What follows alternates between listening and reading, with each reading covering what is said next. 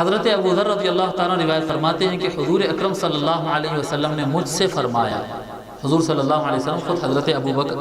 ابو ذر رضی اللہ تعالیٰ سے یہ فرمایا، کیا فرمایا؟ اخوانکم خولکم، حضور صلی اللہ علیہ وسلم، دیکھیے دو انداز ہوتے ہیں، تمہارے نوکر بھی تمہارے بھائی ہیں، وہ بھی انسان ہیں، وہ بھی مسلمان، جی تمہارے نوکر بھی تمہارے بھائی ہیں، تمہارے نوکر بھی تمہارے بھائی ہیں، یہ بھی ایک انداز ہے۔ لیکن حضور صلی اللہ علیہ وسلم ایسے نہیں فرمائے، حضور صلی اللہ علیہ وسلم فرمائے تمہارے بھائی تمہارے پاس نوکریاں بھی کرتے ہیں۔ نہیں سمجھ میں آیا؟ آپ دیکھیں اس کو کیسے الٹ رہے ہیں۔ ایک تو یہ ہوتا ہے کہ نوکر بھی تمہارے بھائی جیسے ہیں، تمہارے نوکر بھی تمہارے بھائی جیسے ہیں، تو نوکر ہے بھائی جیسا ہے، ایسا نہیں فرما رہے۔ حضور صلی اللہ علیہ وسلم فرما رہے ہیں یہ تمہارے بھائی ہیں جو تمہارے کام بھی کرتے ہیں، سمجھ رہے ہیں؟ تو نوکر کو نوکر نہیں، پہلے بھائی سمجھو، پہلے بھائی سمجھو، بھائی مانو، بھائی ہیں۔ اخوانکم فرمائے حضور اکرم صلی اللہ علیہ وسلم، یہ تمہارے بھائی ہیں جو تمہارے کام بھی کیا کرتے ہیں۔ جی جعلہم اللہ تحت ایدیکم، اللہ تعالیٰ نے ان کو تمہارے ہاتھوں کے نیچے رکھا ہے۔ جی نوکر ہوتے، دکان پہ نوکر ہوتے، مکان پہ نوکر ہوتے، کام والیاں نوکرانیاں گھروں کے اوپر آتی ہیں، کام کرنے والے، آپ اپنے ہاتھ کے نیچے ہوتے ہیں، ان کی تنخواہ اگر روک دو تو پھر یہ بیچارے تو مر جاتے ہیں۔ جی جیسا بولے ویسا سننا، اٹھو بولے تو اٹھنا، بیٹھو بولے تو بیٹھنا، ان کے ساتھ زیادہ سختی نہیں کرنا۔ حضور صلی اللہ علیہ وسلم فرماتے ہیں فمن کان اخوہ تحت یدہ، اب جس کسی کا بھائی اس کے ہاتھ کے نیچے ہو، یعنی اس کا نوکر ہو، جی اس کا کام کرتا ہو، جس کسی کا بھائی اس کے پاس کام کرتا ہو، فَلْيُطْعِمْهُ مِمَّا يَأْكُلُ، تو اسے چاہیے، وہ آدمی کو چاہیے کہ اپنے بھائی کو وہی کھلائے جو خود کھاتا ہے۔ جی اب اپنے بھائی کو وہی کھلائے جو خود کھاتا ہے، اور اس کو وہی پہنائے، وہی کپڑا اس کو دے جو خود پہنتا ہے۔ لن تنالوا البر حتى تنفقوا مما تحبون، اللہ تبارک و تعالیٰ فرماتا ہے تم کو نیکی اس وقت تک نہیں ملے گی جب تک کہ تم وہ نہ خرچ کرو جو تم خود کے لیے چاہتے ہو، تم جس چیز سے محبت کرتے ہو وہ دو۔ اپنے لیے عام طور پر ایسا ہوتا ہے کہ اپنے لیے نیا کپڑا لا لیے، اپنے لیے وہ بھئی یہ کپڑے میں سوراخ ہو گیا، یہ کپڑے پہ دھبا لگ گیا، وہ آئل لگ گیا، نکل رہا ہی نہیں، وہ آئل پینٹ پکڑ لیا اس کو جا رہا نہیں، جی وہ پینٹ وہ جا رہا نہیں، سوراخ ہو گیا، نکل رہا نہیں، فیڈ ہو گیا کلر، وہی اس کا وہ وائٹنس، وہ برائٹنس نہیں رہا اس کا، تو اب اس کو نکال کے ملازم کو، نوکر کو، جو نہیں بول رہا ہوں، دو، یہ بھی چیز دو، مگر اس کو میں اچھا کام کرا بلکہ ریکارڈ میں بھی مت رکھو، یہ کوئی کام ہی نہیں ہوا۔ اگر آپ نوکر کو نہیں دیتے تو ویسے بھی اس کو کچرے میں ہی ڈالنے والے تھے، پہننے والے تو نہیں۔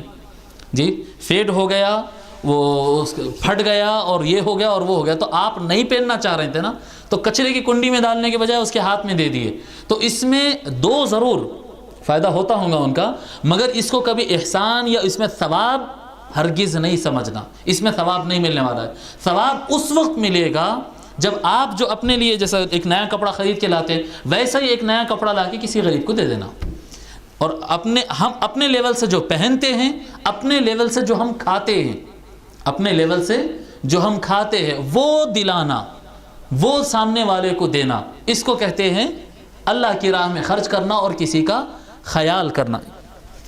ایسا کرنا ہوتا ہے۔ وَلَا تُكَلِّفُوهُمْ مَا يَغْلِبُهُمْ، حضور صلی اللہ علیہ وسلم دیکھیں آپ کتنی رحمت، کتنا سوچتے ہیں، دیکھیے آقا صلی اللہ علیہ وسلم نوکروں کے بارے میں اور غلاموں کے بارے میں، حضور صلی اللہ علیہ وسلم فرماتے ہیں کہ ان کے اوپر اتنا کام مت ڈال دو جو وہ نہیں کر سکتے، کام بھی دے رہے ہیں تو دیکھ کے دیو سامنے، نوکر کو کام اگر دے رہے ہیں تو اتنا ہی کام دو جو اس کے ٹائم میں ہو، اس کی محنت میں ہو، اس کی طاقت میں ہو، جو ان کر سکتا اتنا ہی کام اس کو دو۔ اور حضور فرماتے ہیں فَإِن كَلَّفْتُمُوهُمْ، لیکن اگر ان کے طاقت سے بڑھ کے کام ان پر ڈال دیے، فَأَعِينُوهُمْ، تو تم بھی ان کے ساتھ پھر وہ کام میں مدد کیا کرو، اگر ان پر ایکسٹرا لوڈ ڈال دیے تو تم بھی ان کے ساتھ کام کرو پھر، ٹھیک ہے۔ حدیث نمبر 7، عن ابی مسعود البدری رضی اللہ عنہ قال كنت اضرب غلاما بالصوت فسمعت صوتا من خلفي اعلم ابا مسعود فلم افهم الصوت من الغضب قال فلما دنا مني اذا هو رسول اللہ صلی اللہ علیہ وآلہ وسلم فإذا هو يقول اعلم ابا مسعود اعلم ابا مسعود قال فألقيت الصوت من يدي فقال اعلم ابا مسعود ان الله اقدر عليك منك على هذا الغلام قال فقلت لا اضرب مملوكا بعده ابدا۔ حضرت ابو مسعود بدری رضی اللہ تعالیٰ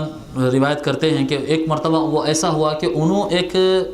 غلام کو، یعنی پرانے زمانے میں انسان کو خرید لیتے تھے نا، غلام خرید کے لا لیے، باندی خرید کے لا لیے، تو ان کے پاس ایک غلام تھا، تو وہ غلام کو انہوں مار رہے تھے۔ کس سے مار رہے تھے؟ کیا کہتے ہیں، کوڑے سے مار رہے تھے اس کو،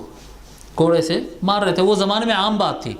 وہ زمانے میں ایک عام بات تھی، کوڑے سے انسان کو مارنا ایک عام بات تھی۔ آج ذرا مشکل دکھ رہا، سوچے تو کیسا مارتے ہوں گے، لیکن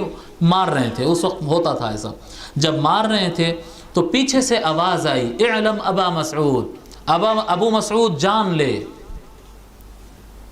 ابو مسعود جان لے۔ یہ لفظ سن، یہ آواز تو ابو مسعود کہتے ہیں کہ یہ آواز تو مجھے آئی، لیکن میں اتنا زیادہ غصے میں تھا کہ میرے کو سمجھ میں نہیں آیا کہ کس کی آواز ہے۔ پھر اس کے بعد جب وہ آواز میرے سے قریب ہوئی، آواز میرے سے قریب ہوئی، تو مجھے اندازہ ہوا کہ یہ آواز حضور کی ہے صلی اللہ علیہ وسلم۔ حضور صلی اللہ علیہ وسلم پیچھے سے آواز دے رہے ہیں اعلم ابا مسعود، ابو مسعود جان لے، ابو مسعود جان لے، یہ آواز آ رہی۔ تو وہ ابو مسعود کہتے ہیں جب یہ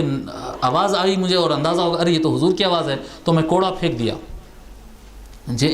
کوڑا پھینک دیا، فوراً اپنے ہاتھ پہ سے پھینک دیا۔ تو حضور صلی اللہ علیہ وسلم نزدیک تشریف لائے اور بولے کہ ابو مسعود جان لے کہ تو جتنا اس غلام کو مارنے کی طاقت رکھتا ہے اس سے زیادہ اللہ تجھے مارنے کی طاقت رکھتا ہے۔ غلطی پہ اگر مارنا ہی ہے تو پھر سوچ لو، غلطی پہ الراحمون یرحمہم الرحمن ارحموا من فی الارض یرحمکم من فی السماء۔ رحم کرنے والوں پر رحمان یعنی اللہ رحم کرتا ہے، تم زمین والوں پر رحم کرو، آسمان والا یعنی اللہ تم پر رحم کرے گا، تم پر رحم کرے۔ حضور صلی اللہ علیہ وسلم فرماتے کہ ابو مسعود تو جتنی طاقت رکھتا ہے یہ غلام کو مارنے پہ، اس سے زیادہ اللہ طاقت رکھتا ہے تجھے مارنے کے لیے۔ جی تو وہ ابو مسعود کہتے پھر میں حضور سے کہہ دیا، میں عرض کر دیا فقلت